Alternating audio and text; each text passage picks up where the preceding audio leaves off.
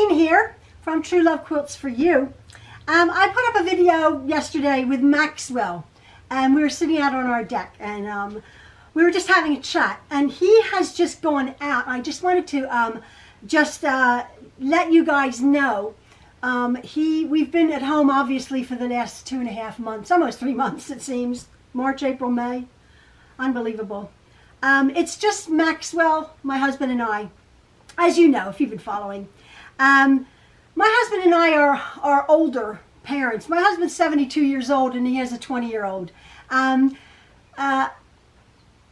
we have older children. Our oldest son is almost 40 years old. Maxwell's the youngest of our 10 children, as you know, blah, blah, blah. But if you're just tuning in, Maxwell is autistic.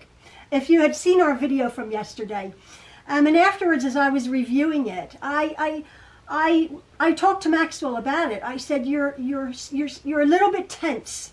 And because he's autistic, and it might just be interesting for some of you who I know who are dealing with children with ADD or autism or on the spectrum, Asperger's, can be very difficult.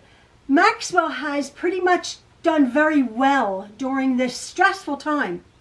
Very, very stressful time. Unprecedented, really, in our history, human history, this pandemic, worldwide. Unnatural, unbelievably unreal, stressful time to stay at home. And the stresses that come with, whether they're financial, emotional, physical, not getting out. He's done 90% well, but he gets distracted on a good day. Like we're always like, oh, shiny. And I laugh because I'm a bit all over the place. I understand that. And I talk and I interrupt. But Maxwell and I have a very, very good line of communication between he and I, and my husband. But because I'm with him all the time, I think I had mentioned this to you before. I asked Maxwell, he'll be 21 in October. I asked Maxwell not too long ago, because we do have a good line of communication, how old he felt he was. Because he won't be able to get his driver's license until he's seizure free. Anyway, and he's chafing at the bit to get his driver's license. I said, how old do you feel, Maxwell? And he was so honest. It was so sweet. I think I've told you this before. He said, I think I'm 14. This is when he was 20. And I had asked my husband, independent of that. And my husband, out of the blue, said the same thing. He says, I think Maxwell's about 14 years old. I said the exact same thing.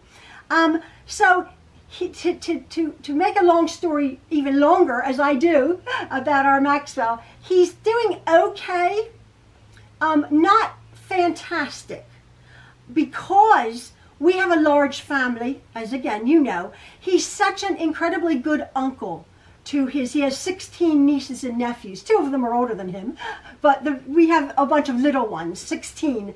14 of them are much smaller than Maxwell. And he's such a very, very, very good uncle. We haven't seen our family, only on video conferencing, Zoom, FaceTime, Google Duo. We've seen a lot of them, but we physically haven't seen them. And I think that's taking a toll on him and his nerves. And me. I keep saying I'm a homebody. The quarantine really doesn't bother me.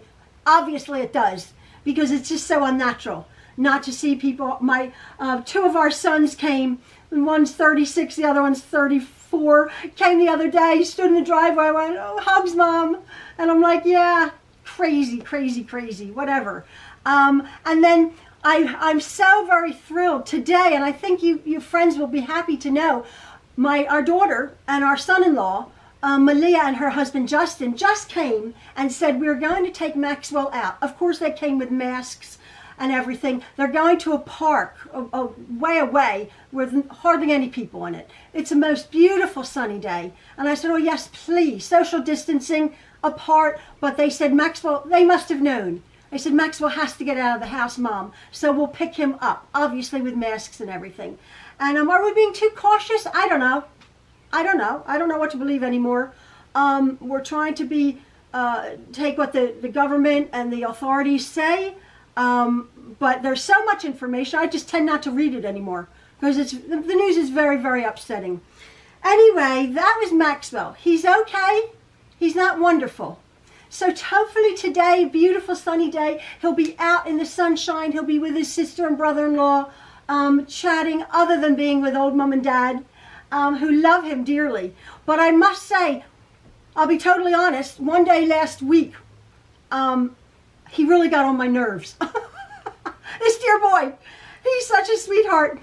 I just had a bad night, and I come across as all like, chatty, positive and all that. But I did not have a good night. I did not sleep well. Some other things were bothering me. We haven't sold our other home. Stressful. My husband's not working. We take one day at a time, try to stay positive. But man, I didn't have a good night. And I suppose Maxwell obviously picked up on that. And he did or said something that got on my last nerve, and I snapped at him. And I don't, because I don't usually.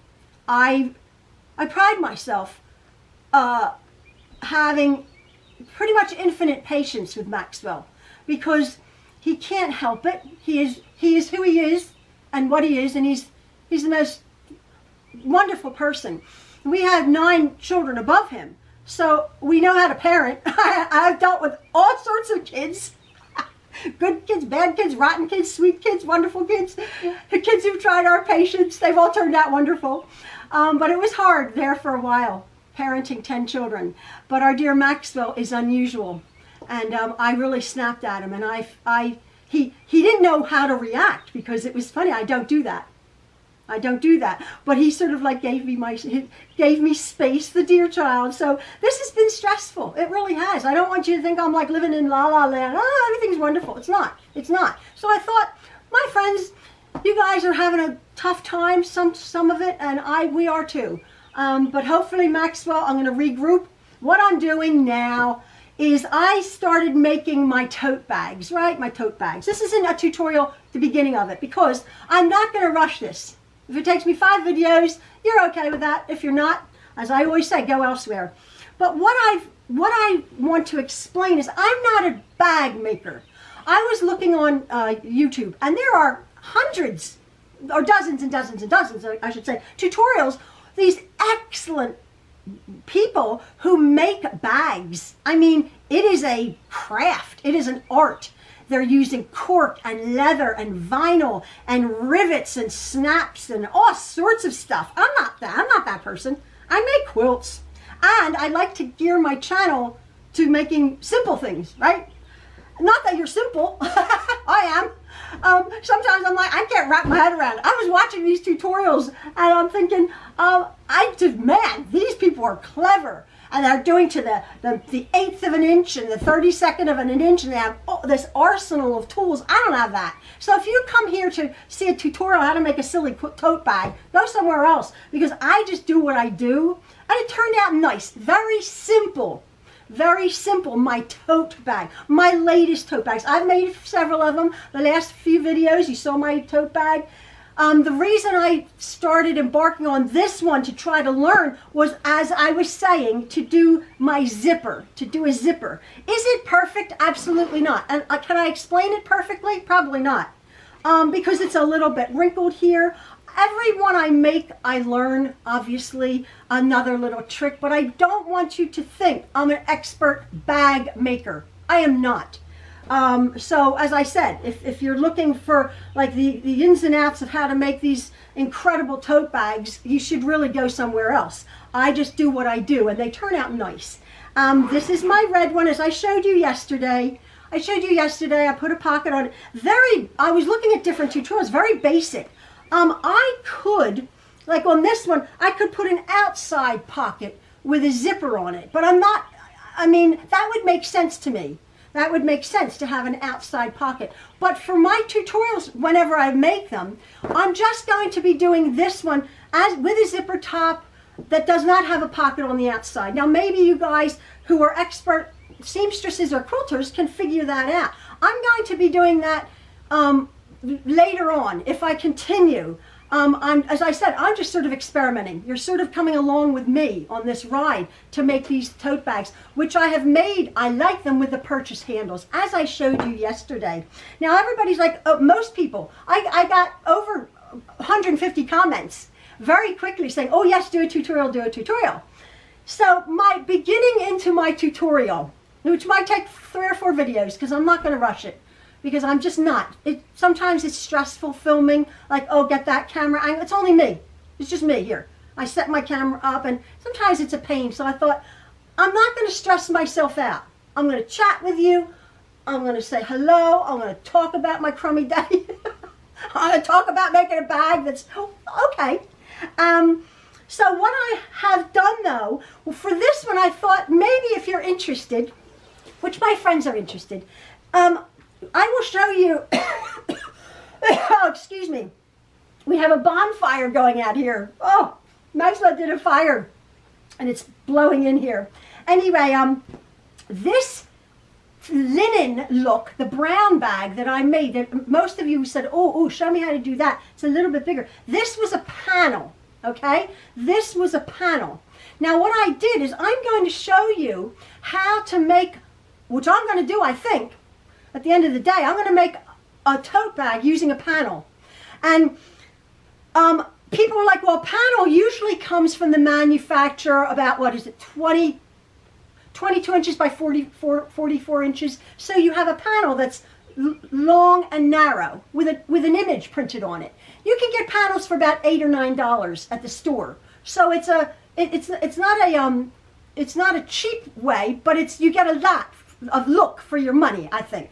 So if you buy a panel, you're like, well, what do I do with it? Do I make a quilt with it? Do I stick some borders around it? You can do that. I've done that a million times. It's pretty, it's boring, it's lovely, it's nice, it's super. But I was looking at it and thinking, I have all these panels, like why can't I make a tote bag out of them? So this was a panel. This was a panel. They have this linen. It's lovely with all sorts of French maison de garments, maison de, I don't know, bees and wicker baskets and shells and all sorts of pretty stuff. China glassware, pretty. But I just, and they were panels which obviously were this big, a pre-printed panel with these images. I just cut them. There's a seam right there. So now I'm going to show you, this is about, I believe, about the size bag I'm going to be making, okay? This is the bag with a boxed corner, and I will show you how I make this boxed corner. Nice, because boxed corners can go a bit wonky, and I think I've learned sort of the trick to make a nice squared off box corner. But I just wanted to show you, when you go fabric shopping, obviously a lot of you won't have the amount of fabric I have, which, as you know, I've been collecting for a million years. So I can just pull from my stash here. I have a lot of panels, and of course I have a lot of regular yardage. So this perhaps, what I'm saying is I'm not trying to make you feel stupid because you like what you like. Obviously, you're going to go to the fabric store and you buy what you like. This is just some little tips that maybe if you are a beginner, because fabric is expensive, you don't want to get it wrong. So what I like to do is I like to audition. Now I'm using this bag here as sort of a model, a mannequin, as it were, okay? But if you have a grocery bag, you know, a nice grocery bag, stuff it with some tissue paper, some other bags, and set something up about that big. And then what you can do is, okay, I've had this fabric forever. It's from Joanne Fabrics. I think you've probably seen it. It's very popular, actually. A bunch of owls, okay? So this is all-in-one directional print, though. It's a directional print. Sweet, right? With the little owls going here. Okay, so what I would do is, like, on my tote bag or on my model, on my mannequin, I sort of audition that fabric. And there I come up with this pretty, it's pretty. You know, it's really, really pretty. I might like that. And then if I'm going to be using a purchased handle, then that's what it would look like, okay? And this is what I did for my next tutorial coming up, and I'll show you what I've ended up choosing. And I think some of you were like, oh, I like it when you audition fabric. Whatever. This is what I do. So that's a pretty all-over print. That's nice. Now, again, this is a cute little all-over print. You're going to get different looks. This is what I'm saying. That's sort of cutesy, maybe for a younger person to pull a laptop. The same with this. This is like Volkswagen fabric. That's cute. This one, I was thinking, here is an actual panel. This is a panel. And this one came in This was called Sandy's Garden by Red Rooster Fabrics. This is an actual pre-printed panel with what? With 6 images of birds. Right? You got that? So there's 6 images, and they could be put into quilt blocks. You could make a pillow out of them. But if you isolate, say that one right there, with the what is it? Just a little bird there. I don't know birds. But then you have your handles or your self-made handles. Then you have a pretty, you can see that you have a beautiful summery spring bag. Really pretty. But you might say, well, that's not big enough. That's not big enough. That panel's not big enough. That's where I'm going to show you at the end what I'm going to do with what I've actually chosen. Here's another one, again, here's a panel with this fabric. You're like, well, what do I do with that? This one, you could just isolate perhaps this one pretty botanical print, okay? And then you could find, because you like that, then you could find pale blue fabric, or tan fabric, or pink fabric, or cream fabric for the rest of it. Just add a border and make it the size of our bag, which I think is probably going to be about 17 inches square. That's what this one started at, but I'll give you the directions. Or you could have a plain bag, and if you see something like this, you could cut that out and make that into a pocket. So I always say you're only limited by your imagination. Here's a beautiful print that I had gotten before. It's sort of a panel, but it's sort of like a doily, on like lace doilies, but like, if you see that, look how pretty that image is. Look, that could make that bag. What a beautiful bag that would make. You see that? So you're using a print or a panel or an all over or something that's such a specific thing, but you have to think outside the box and isolate that. Now, you would have to realize that when you come to your side seam here, you don't want, or you might want to think, well, when this wraps around on my side seam, is it going to be a busy pattern or with a panel? Am I going to have a solid pattern? You might want to think that, and that's what's going to happen when I show you what I've finally chosen. Here's a panel, and again, you quilters have probably seen this panel here, right? It's a Stonehenge, but say I have this panel. This is from Northcott Fabrics. Stonehenge, yeah. This has come in all sorts of colorways. So you have this panel here, right? But I just think, well, I'm just going to bite the bullet, and I'm going to isolate that image. How awesome is that? Or, no, I want to use the top. Remember, we have the top here. There you go. So I'm isolating that image there. Isn't that awesome? Like, how cool is that? With your purchased handles, if you're going to be making them. Really a different look. And then the other side could be your back piece. But as I said here, so here you want to think about, well, do I cut that bit off because I want to either have that pattern there or I want to have a solid on the side. Again, I'm just trying to give you some ideas. People want to be thinking outside the box. Here's a beautiful one that I pulled, and I thought, how wonderful to make a large bag, a large, like say, beach bag. Look at that. Isn't that awesome? Or for a picnic, make it really, really big. So I have all of these. I hope I'm not boring you. I probably am. Now this is but I keep talking, right? This was I don't know what I did with this one. This is only half a yard or something, but I found that. Look at that glorious bit of fabric. I don't know where I got that. I don't love it. Now maybe I like it. No, I don't think I love it. It's really, really bold though. I mean, isn't that pretty? So anyway, what I'm getting to is, two more I just wanted to share with you. I had this fabric. Now this would be so awesome for a student going back to school, if you're ever going to go back to school. This fabric here, which is, this is a Timeless Treasure fabric. Perhaps you've seen this one, a Timeless Treasure, and it's all like library books. But how awesome is that? You'd want to center it. And then look how fabulous that pattern, that fabric is. Look at that, what that would make. This awesome, really cool bag for a librarian, for a teacher. So if you see fabric, what I'm getting at is if you see fabric and you're like, well, I don't know how I could work with that. You have to think, well, I could just cut out that bit. And throw caution to the wind. I know fabric's expensive, so we can't throw too much caution to the wind because you're throwing money out the window, right? But anyway, if you see a panel, don't shy away from it. That's what I'm saying. You're very conditioned to like, well, fabric's expensive. I have what I have in my stash. But like if you do see something or you go online and you think, oh yeah, and you want to really experiment. Now again, years ago, these are years old. I had gotten quite a few pre-made handles. This is a wooden bead handle. This is more like a handbag because they're smaller, but I got them. Here's like a black microfiber.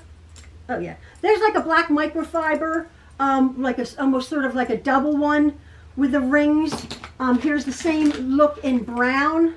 Here's two leather straps that are a bit longer with D-rings that you could actually just hook on to a D-ring that's put there. And I will show you how to do your D-rings if a handle doesn't come with it. Now, when I started this years ago, I could get handles for $6 and $7. They're maybe twice as much now. They're not cheap. They're not cheap. Bag making, I think, is not cheap. I don't know why we're making bags, because you could probably go to like TJ Maxx and buy one on sale for 14 bucks or so. But I think it's so rewarding, and I think you'll think that too, that you've done it. Now, what am I going to make, the next video, what am I going to make for my bag? I pulled a blue panel. Ha, you'll be so proud of me. I pulled a blue panel that looks like it could probably have been either for a quilt block or maybe pillows. Isn't that pretty? Now, I like that. I really like that. And it has this beautiful design here. But what I'm going to do is it's not big enough, okay? What I'm going to do is I'm going to use one of these panels right here. But as you see, it's not big enough, right? It's not big enough at all. But it's bordered, if you can see this, it is bordered with black, okay? This is bordered with black. Let me see. Come around there. Yeah. You see that? So it has a black border. I will cut out this image, and I'll show you. Of course I will. I will cut out this image, 1/4 inch around that black, and then I'll add a bit of black. A bit of black in the black seam. You won't see it. So my bottom will be black, and then my sides will probably be black. But when I made this tote bag, the top here is just plain. It's just plain fabric, which I top stitched. With this, what I'm going to do is, and I'll just show you, maybe I'm going to take this border print here, and I'm going to put that somehow, so that is a little bit on the top. That goes that way. It'll be going up and down. So the interest of my border will be at the top of my bag. Okay? Be at the top of my bag, because it's a plain bag. It's just a plain bag like that. Now, what I think you can have fun with is you can have fun with the lining of your bag. This is a plain linen look brown utilitarian bag, which I think most people, it appeals to a lot of people. My red one perhaps appeals to red people, right? Which is a little bit looser, a little bit funner, whatever. But this one, I got a lot of comments like, oh, I love that bag, because a lot of people are a lot more conservative than I am, maybe not so bold with color, or just like more subtle, classic look. So a brown linen, if you are going to be looking beautiful, you look in a home deck department. Home deck might have some remnants. And that is this is just a quilting cotton. All of these are quilting cottons. By all means, again, I'm not a bag maker, but you could use home deck fabric. So if you're at the store, whenever we can get to the store, or you have some old pillows that you love, you can take them apart, use that fabric, some old curtains that you love. I mean, you don't have to spend $30 a yard for home deck fabric. to maybe get this look. As I said, this is like more of a linen look. Again, you will be needing, and I'll tell you my next tutorial, you will be needing handles, or I will show you how to make self handles, which again, I've shown you. It's a tube of fabric, you top stitch it, and then you attach it. You either sew it onto here, or you sew it onto a D-ring, whatever. I will be showing you how to do that. I must say, this little lined thing here, this inside zipper, which is so practical, so practical. So many tote bags don't have zippers, but as somebody said, to dissuade 5-fingered, pickpockets. This is awesome. Nothing's coming out of there. That's awesome. I didn't do it perfect because I was just experimenting, but it turned out okay. So don't hold me to like, oh, she didn't do that right or didn't do that right, because I'm like, I don't know how to do this. I'm just figuring it out, well, as you guys are. So this is going to be my fabric that I'm using. I'm using the blue. Oh, I like that. I think that's so pretty. I'll put it the right way around somehow. I'm using I believe I'll be using these leather straps here. So I'll be using the black leather straps onto probably a D-ring. I'll show you how to do that. But you can have fun with our lining. I'm choosing this. I had used this for something, and I don't know, I have it left over. Celestial Creations. And I think I just have enough. Look at that. Sort of like an ombre graphic print.